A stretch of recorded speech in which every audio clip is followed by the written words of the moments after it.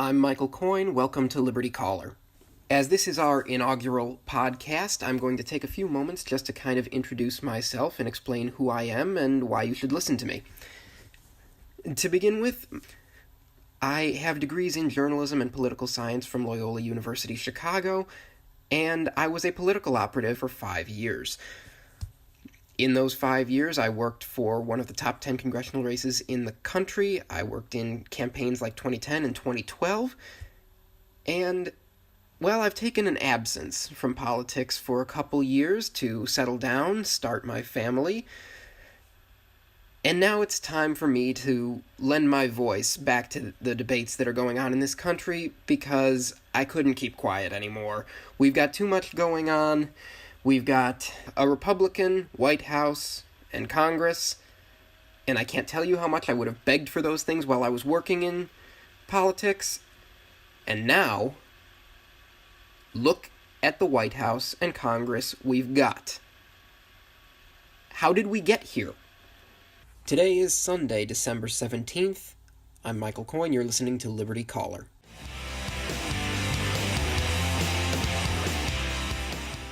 Right now, our podcast is in a weekly format, so we'll start by just reviewing some of the big news that happened this past week.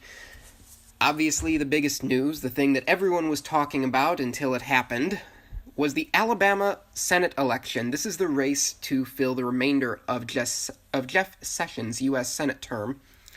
This was the race between Republican Roy Moore and Democrat Doug Jones. This is an Alabama election. Why in the world were we paying so much attention? Well, basically because Roy Moore is a hot mess.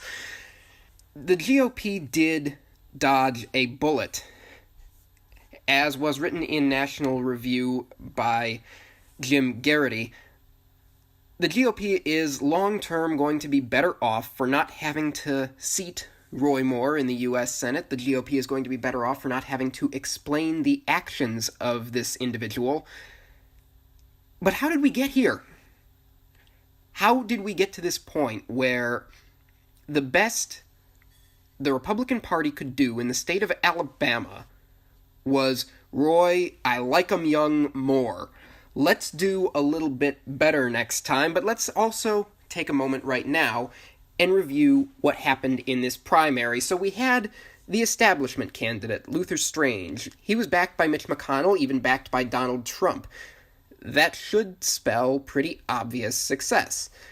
Luther Strange was your run-of-the-mill establishment, not gonna rock any boat conservative. Most Republicans, while maybe not loving Luther Strange, could have lived with him. Then there was his primary opponent, or who was considered to be his primary opponent, an actual conservative, backed by Sean Hannity by the name of Mo Brooks. Mo Brooks is a terrific constitutional conservative, and near as I can tell, would have been a favorite in a state like Alabama. But there was a third candidate, aforementioned Roy Moore. Now, Mr. Moore has served on the Alabama Supreme Court. Sounds great, right? He has been kicked off of the Alabama Supreme Court twice. Oh.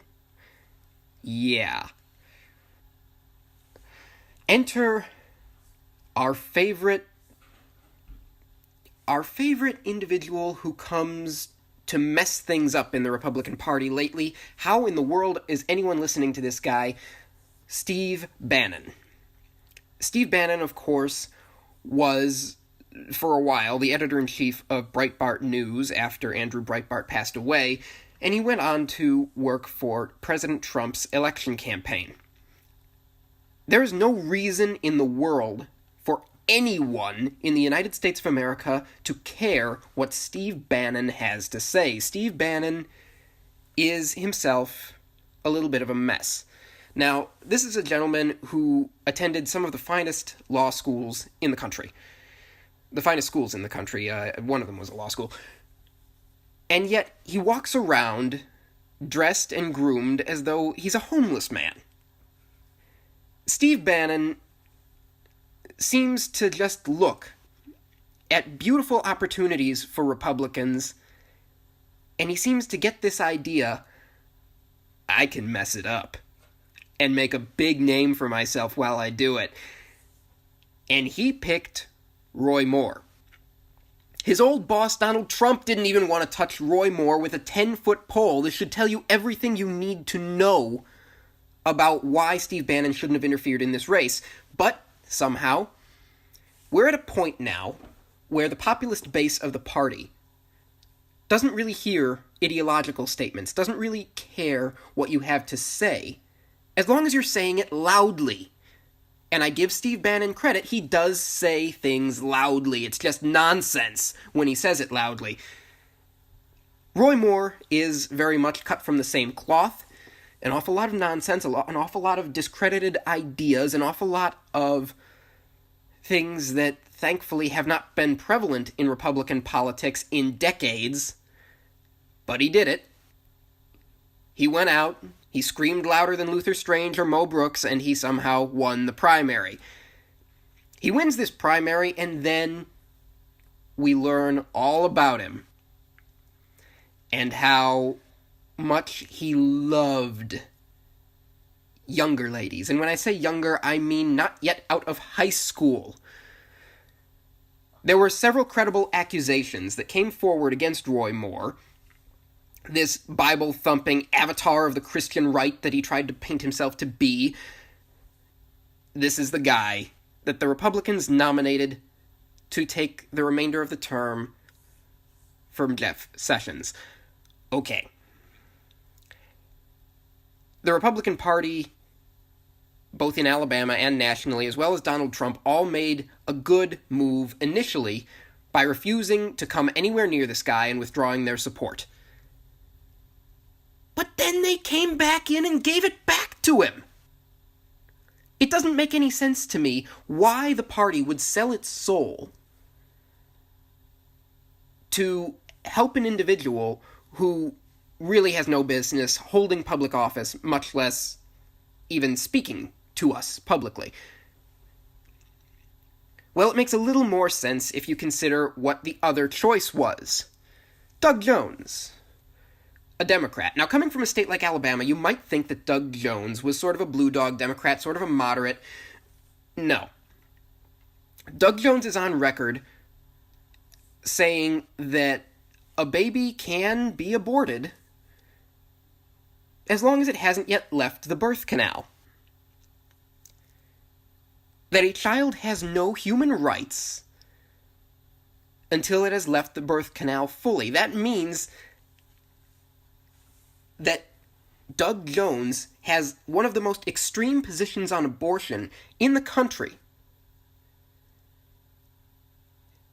He is perfectly in line with Debbie Wasserman Schultz and the California left. And somehow, he's running in Alabama.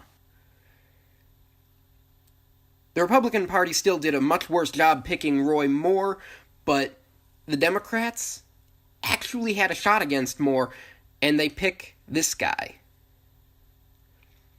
So here we go. These are the only two names on the ballot for U.S. Senate from Alabama. We've got Doug, kill him in the birth canal, Jones, and Roy, I like him young, Moore. And yikes. From a moral, ethical standpoint, I have no idea what the right thing to do would have been as a voter in Alabama in this election. It's very difficult to say. On the one hand, there is an argument to be made. I'm not sure I buy it, but there's an argument to be made, and many people did make this argument, that you have to vote for Roy Moore because the reality of what they would do after taking that oath of office means that Doug Jones is worse. Okay. But there's another argument to be made, and I think that Ben Shapiro and some voices on National Review, a lot of people have made this argument very eloquently, probably more eloquently than I'm going to make it here,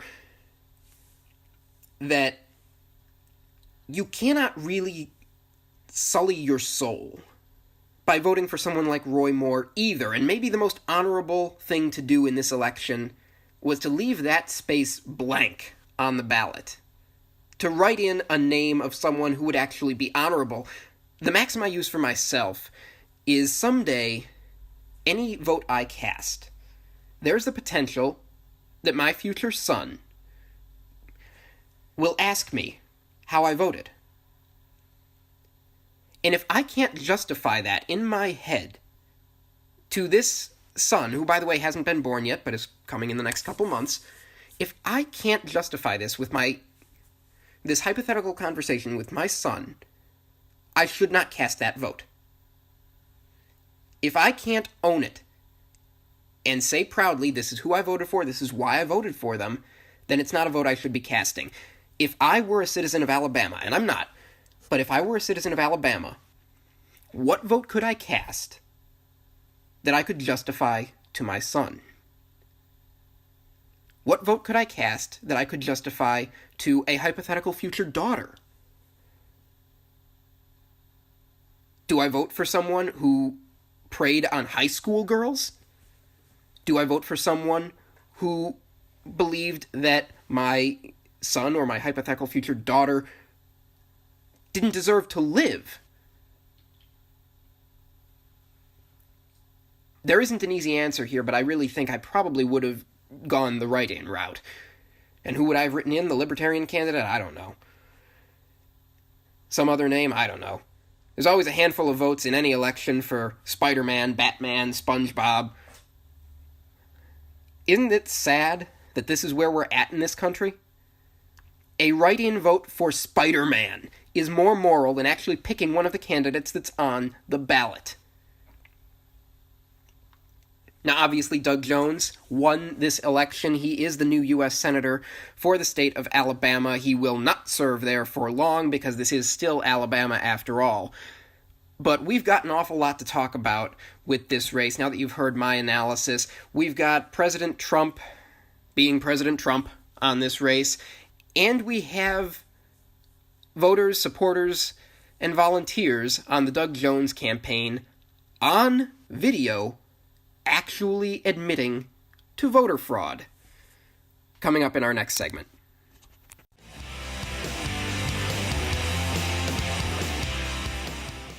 Still more on the Alabama Senate race, the story that no one seems to be talking about. After Doug Jones won his historic victory, and it is historic, we've got to give him credit where credit is due. There hasn't been a Democrat elected to the U.S. Senate from the state of Alabama in over 25 years. That's impressive. Doug Jones does have his name in the history books now. But after that election, there were, of course, the obligatory local news interviews with people at Doug Jones' victory party. Every campaign has a victory party, an election night party, as it were. Sometimes they wind up into people drowning their sorrows more than they do victory, but it's a 50-50 shot. Fox 10 News, the local station there in Alabama, captured this interesting bit of video.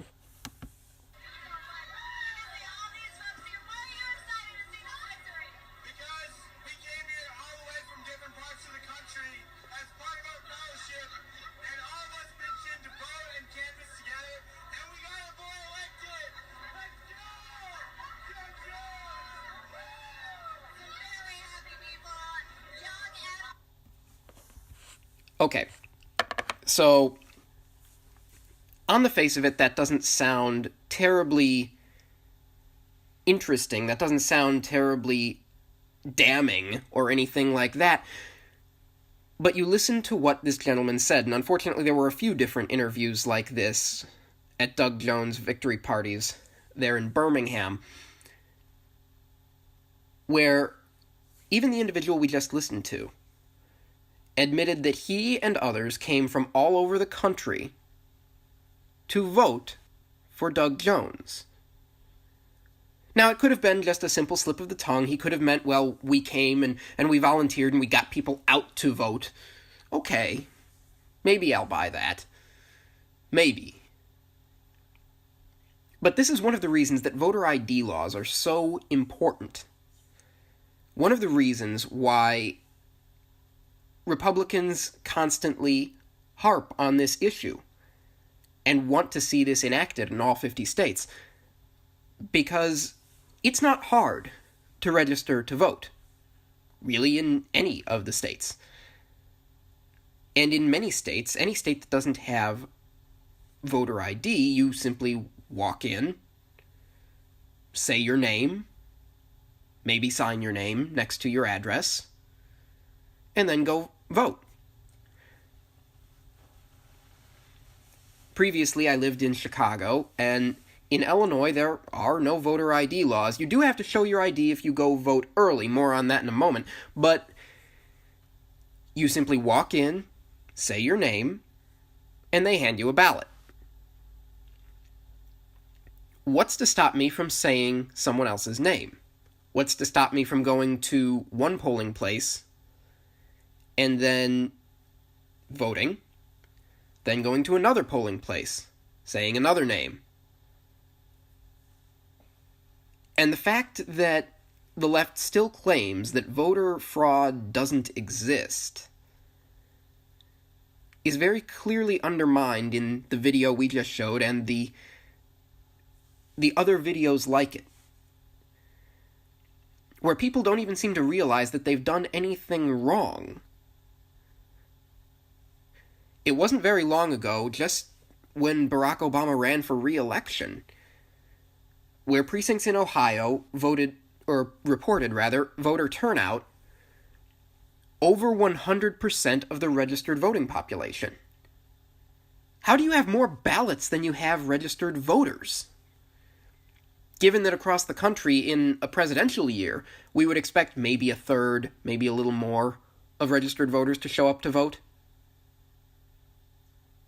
Over 100%. And of course, those precincts broke for Obama, no question. Doesn't that tell you something is wrong? Why is no one covering this? Why is no one talking about this? Why is the media not researching this?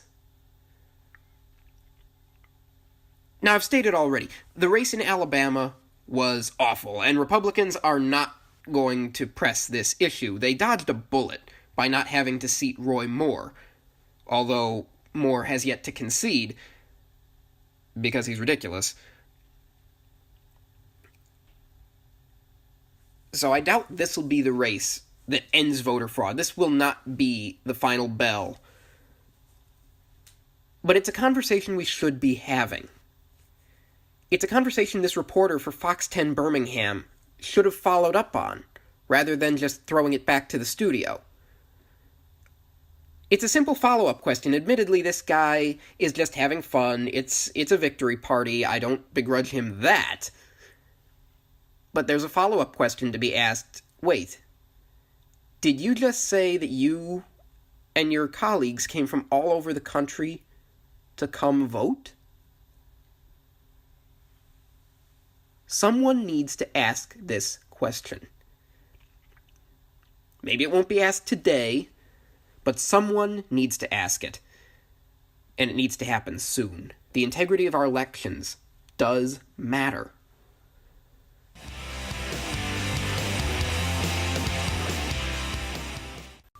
A little bit more to say about the Alabama special election, although, fortunately, at least we're not talking about Roy Moore or Doug Jones anymore, at least not directly.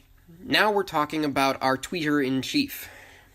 President Trump went to Twitter Wednesday morning after Doug Jones won and said the following: "The reason I originally endorsed Luther Strange and his numbers went up mightily is that I said Roy Moore will not be able to win the general election. I was right.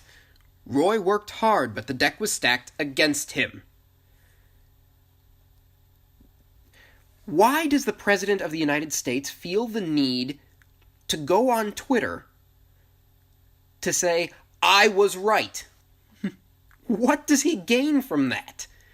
His party is now down one seat in the U.S. Senate, a seat that should have been as safe as a baby in a cradle.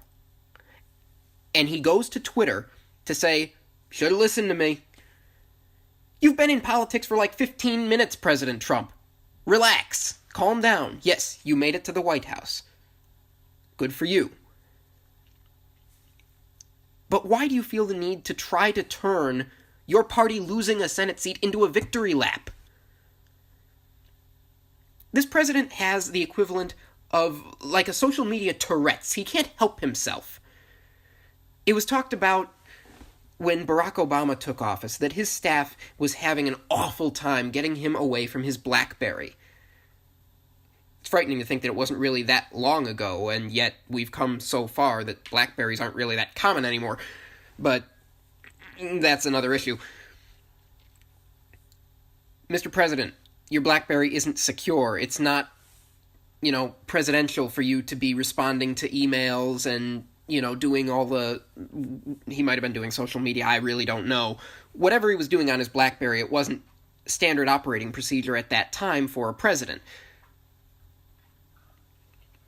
And eventually, Barack Obama kind of acquiesced to his staff, and communications were handled through pretty normal channels. As much as social media was new, it kind of came of age more during the Obama presidency, and he was really the first social media president. It made sense. As someone who used to work in political communications, I could understand the thought process here, behind the management. Here's a Twitter account for the president. Here's a Twitter account for the vice president. Here's their political Twitter account.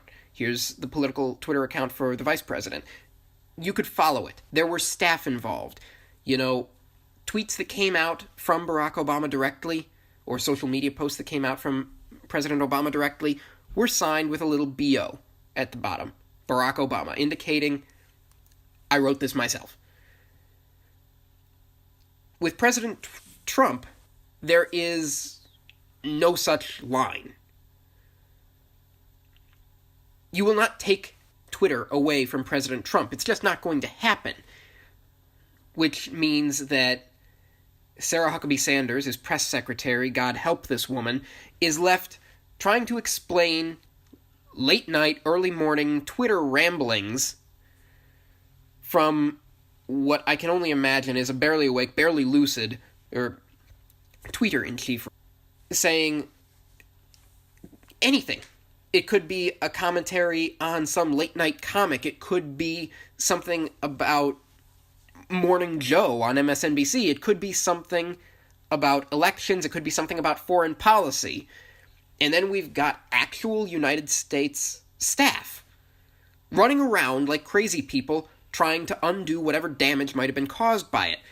Now, there's nothing especially damaging in the Roy Moore tweet I read at the beginning of this segment, but really, it's just symptomatic of a president who doesn't seem to understand yet what the presidential voice is.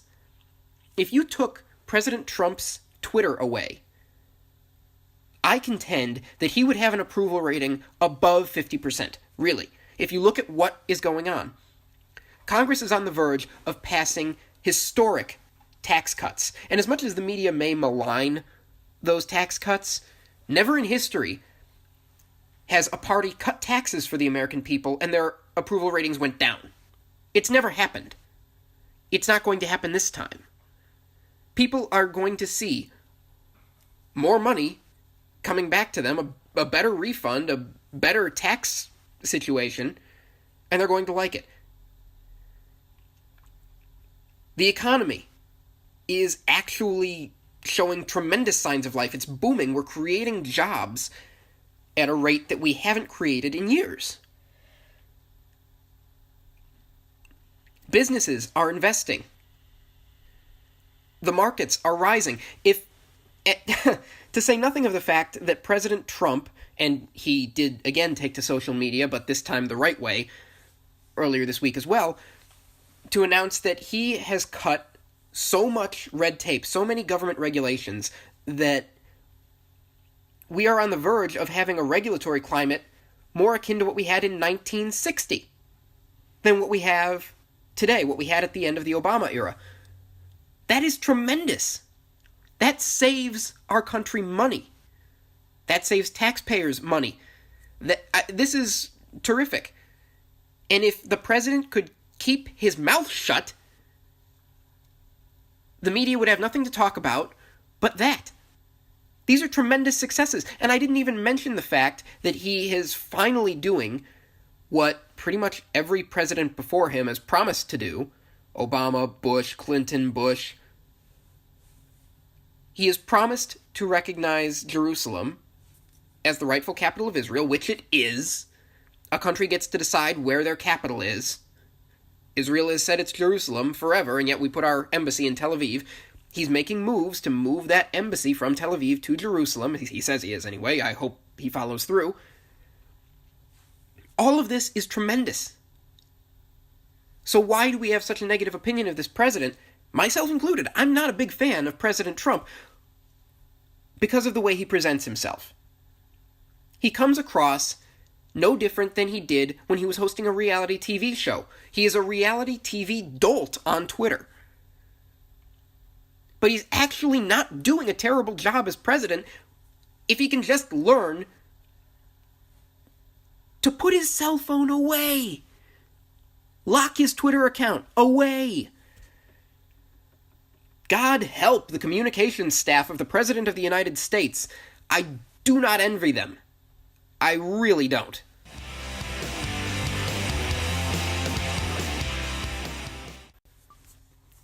Continuing on the topic of President Trump's Twitter habit, we have the tweet that enraged feminists around the world.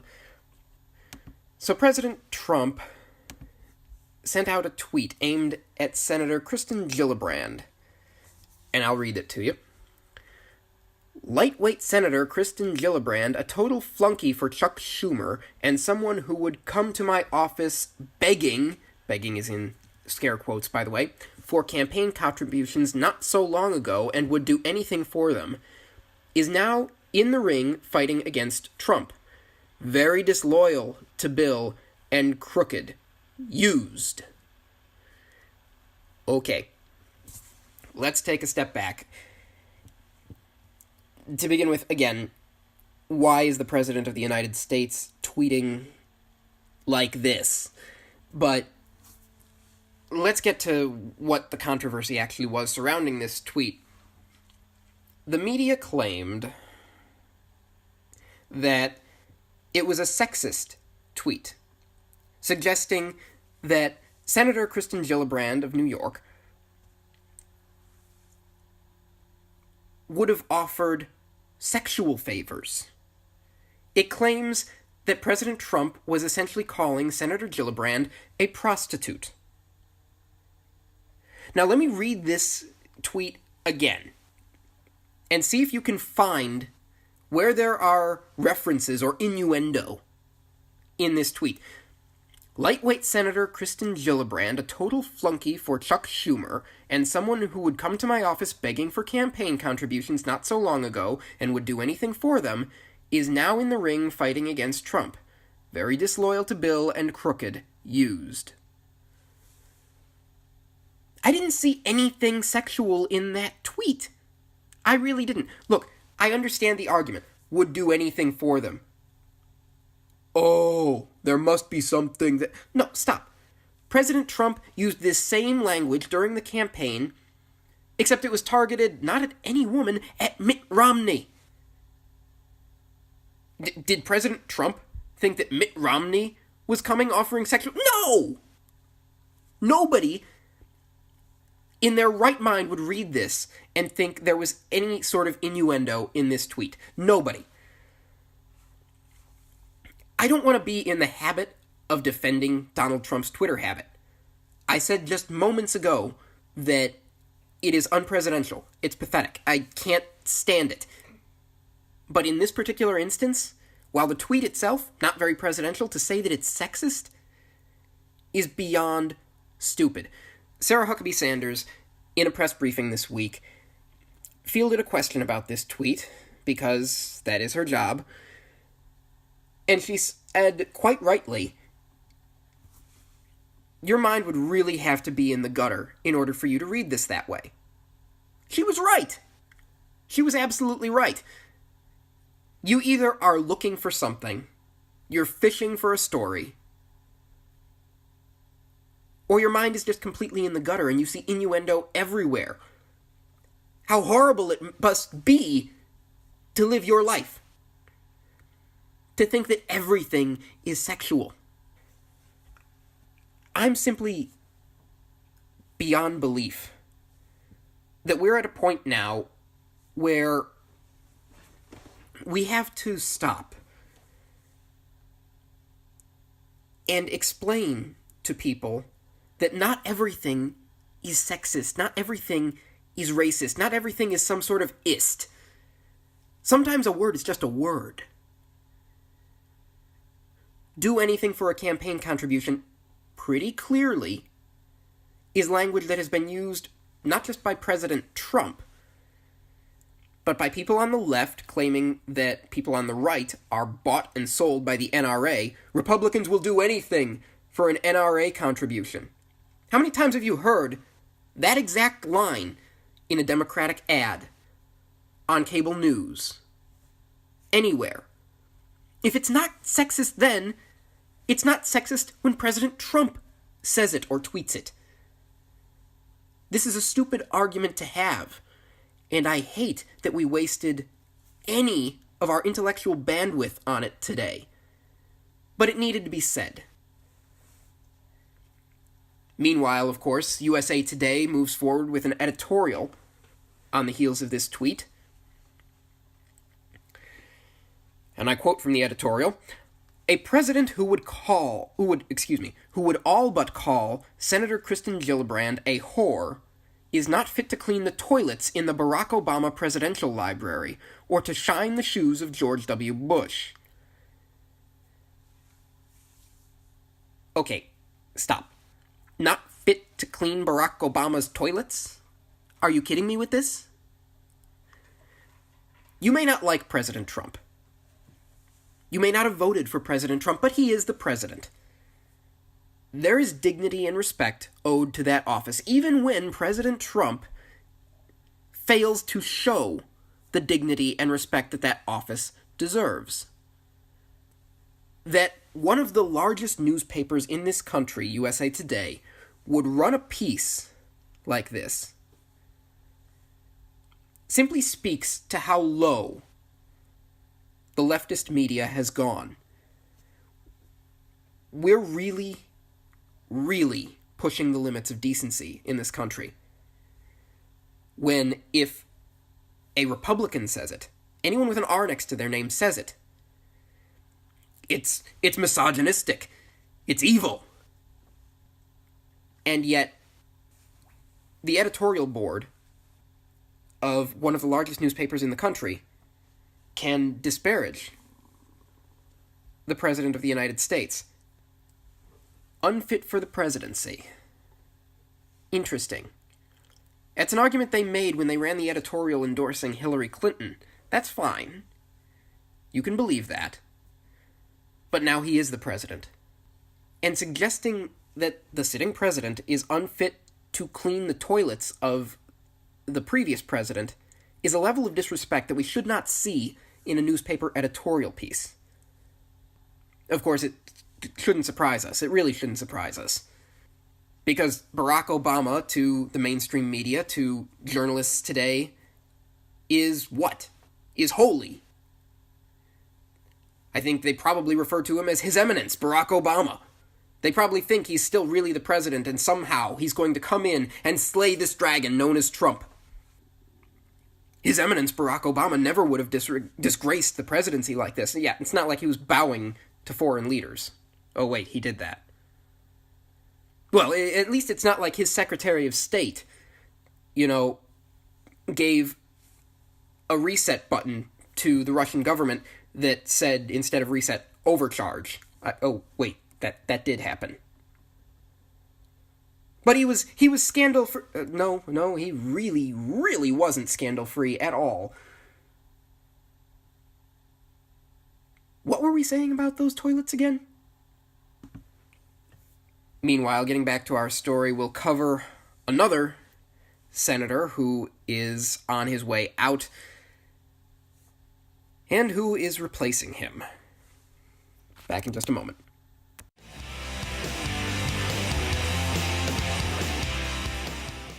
It seems to me that there's a fad with members of Congress and people running for political office, and even in Hollywood, resigning over sexual misconduct allegations. Some fad. What a culture we've got today. But last week, Democratic Senator Al Franken of Minnesota resigned because there are photos of him groping women. People came forward with stories of his sexual misconduct, and of course he took the opportunity to say, well, they're overreacting, but otherwise I always believe the victim. He tried to pivot to to Donald Trump being a predator in the Oval Office. He tried to pivot to Roy Moore, never owned his own actions in his resignation speech, just called it a distraction. But believe it or not, we're not really talking about Franken's problems right now. We're talking about the individual who's going to replace him. The governor of Minnesota, of course, does have the latitude to fill temporarily the Senate vacancy made when Al Franken resigns. Governor Mark Dayton of Minnesota selected his lieutenant governor, Tina Flint Smith, to replace Senator Al Franken. Now, Tina Flint Smith was the previous vice president of public policy at Planned Parenthood of Minnesota and the Dakotas. Why does this matter? Well, obviously, Planned Parenthood is the largest abortion provider in the country. In a state that's as blue as Minnesota, in and of itself, that's not a huge shock that they would select pro-choice legislators. But really, is this the time that Democrats want to have that fight? Is this the time that Democrats want to have the conversation about Planned Parenthood being caught on video aiding and abetting sex traffickers, covering up child sexual abuse, selling off baby body parts from abortions, botching abortions and leaving the newborn babies to die instead of fulfilling their legal responsibility? And if a baby is born alive after an abortion is botched, they are required to try to save the life of that baby, to get that baby to a hospital, to do whatever they need to do.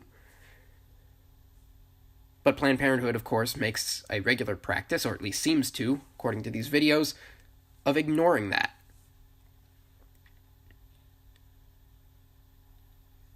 Really, it's not that this is going to hurt Democrats. I don't think it will.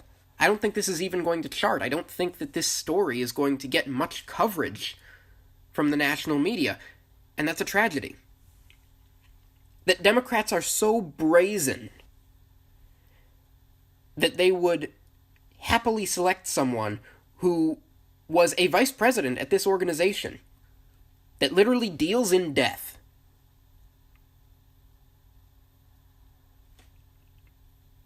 And not even fear PR backlash. No repercussions. Nothing bad. In fact, truthfully, unless this Tina Flint Smith character winds up being a complete mess, she's probably even going to get reelected. It's Minnesota, for heaven's sake.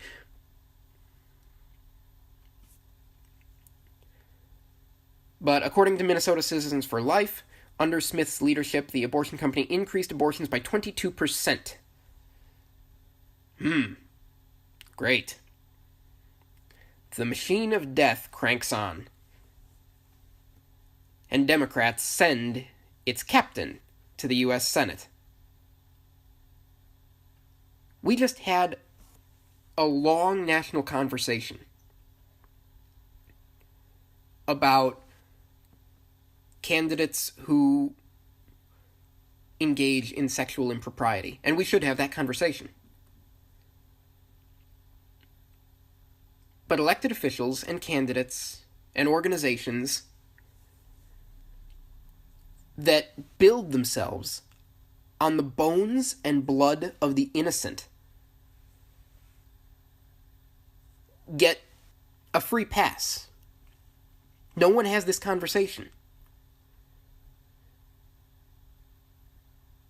Tina Flint Smith is a dealer in death. There's no way around that. There's no better way to put it.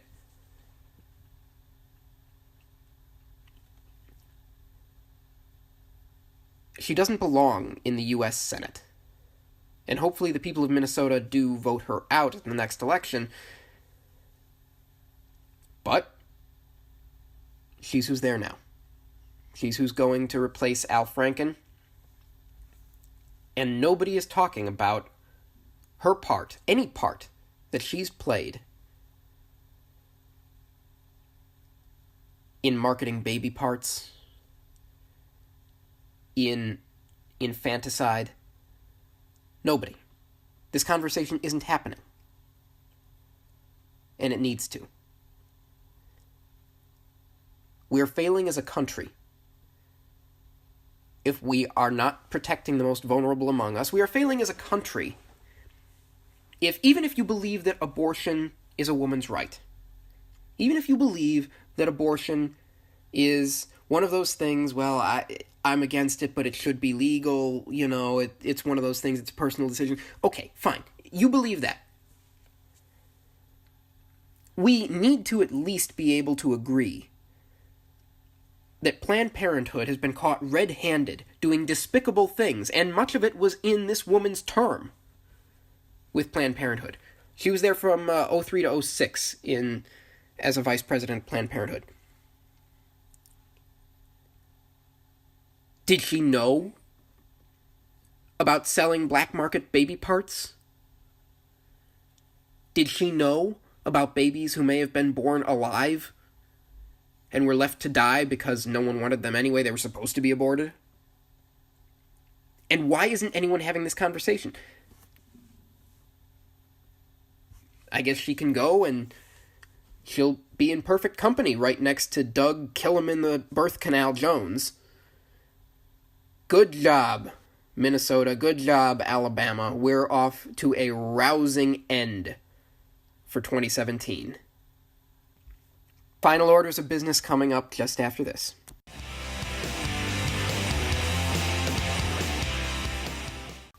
In our final segment today, we'll talk a little bit about the story that closed the week, net neutrality.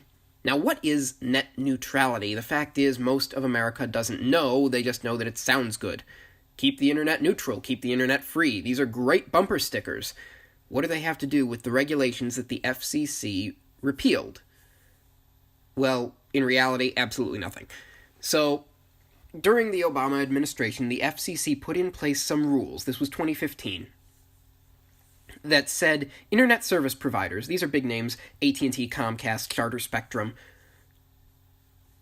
these companies could not stratify content, basically. They could not say that, well, we like Facebook more than Twitter, so we're going to put Facebook in a fast lane and make you pay extra if you want to get your Twitter account. Okay, fine. This rule was put in place, and I'll get to why it's an awful regulation in just a moment, but this was the thought process. We want to make sure that people can access any website they want to go to at the same speed, that internet service providers have to provide little packets of data at the same speed no matter what data is contained in those packets. Here's the problem. Here we are in 2017, and on any given day, statistics show that Netflix uses 37%, as much as 37%, of all of the internet bandwidth in the United States of America. Why is this a problem? Well, it's not. Netflix is huge. People like Netflix. I like Netflix. The issue is, internet service providers can get very bogged down very easily. We think of ISPs as the big names. Like I said, Comcast, AT&T. Nobody is worried about the big companies. The problem is the smaller companies, the startups. There really are small companies, small startups, small ISPs. Mom and pop shops. They want to go in, they want to lay down cable, and they want to compete. Oftentimes, local governments will cut deals with big names, like Comcast, like AT&T, and say, okay, you are the cable provider for this city, and if people want cable, they go through you. They basically create a government-endorsed monopoly for these companies. I know because this was the way it was in Chicago for years. In case you haven't picked up on it, I'm from Chicago. I use Chicago as a reference a lot, and I brag about being from Chicago, even though now I live in Texas. It's one of the weird quirks about me. You'll come to either love it or hate it, and either way, as long as you're listening, I'm fine with it. But the point is, they cut deals with these companies. Where does that leave smaller mom-and-pop ISPs? Well, if 37% of the bandwidth they're capable of providing is eaten up by Netflix, that basically means that Netflix has gotten a free economic boost from the government, from the big ISPs. Because now there is simply no room for competition. There's no room for competition. It's a love letter to Netflix. These net neutrality regulations basically force companies, big companies like AT&T and Comcast, but smaller mom-and-pop ISPs in localities especially that are more rural, to subsidize people's Netflix habit. The argument against the argument for net neutrality goes something like, well, do we really want, Comcast, let's say, this is entirely hypothetical, Comcast to cut a deal with Netflix that says, we're partnering with Netflix, and if you log on to Netflix, it doesn't go against any of your internet usage, any of your data usage. Puts Netflix in a fast lane. But only if you buy Comcast internet. This is the fear? Really? This is the argument that the left was making even on MSNBC this week. Do we really want ISPs giving preferential treatment to one company over another? Because really, I think I would actually pay for a service like that. Give you a better example. Your cell phone data. Imagine, if you will, that Sprint enters into a partnership with Facebook and says, you have 2 gigabytes of data for the month, but any Facebook usage doesn't go against your data. You get to go onto Facebook for free. It doesn't count against your data at all. We're afraid of that? That's a bad thing? Democrats on the Hill said, well, basically it would create a higher-priced toll road for certain content. The thought being that companies like maybe Facebook, maybe Netflix, maybe Amazon Prime Video, maybe Hulu, would pay a little more to the ISPs in order to cut a deal like that. But, again, what's the problem there? Isn't that the free market at work? The idea that ISPs will somehow start censoring content and small businesses will suffer because they won't be able to get their websites online is absurd. It's absurd. Every company knows, every ISP knows that they would lose business incredibly rapidly if they started just censoring content for no reason whatsoever. It would cost them money. That's the main reason they were not doing this in the first place. They weren't doing this. No one was talking about doing this. There was no plan to do this when these regulations came down in 2015. It was a solution in search of a problem. It was a hypothetical issue. So they created these regulations that basically gave the government an internet kill switch, and nothing really changed. Market was a little less free. Then these regulations got repealed because the new FCC chairman, Ajit Pai, is a little bit more of a free marketeer on the internet. Good for him. I applaud him. I agree with this decision. He repeals these regulations, and everyone on the left went crazy. The world is going to end. The internet's not free anymore. And they said this via Twitter and Facebook and YouTube and MSNBC streaming video and CNN streaming video, just like they had always done and just like they did 2 days before these regulations were repealed. Nothing changed. Nothing is different. The internet's a little more free. Getting rid of these regulations is a good thing, period. And that's our show for today. Thank you very much for tuning in. I'm thrilled that I got to spend this time with you. Again, this is Michael Coyne. This is Liberty Caller. Please be sure to follow us on Twitter at LibertyCaller76. I believe we're also on Instagram there. Just search for Liberty Caller. And I'm looking forward to doing this with you next week as well. Be sure to find us on that social media. Leave us some comments. Maybe we can actually even do a mailbag segment if there's enough feedback next week. But I'm looking forward to doing this with you again. Again, I'm Michael Coyne. Thank you for listening to Liberty Caller. Talk to you again real soon.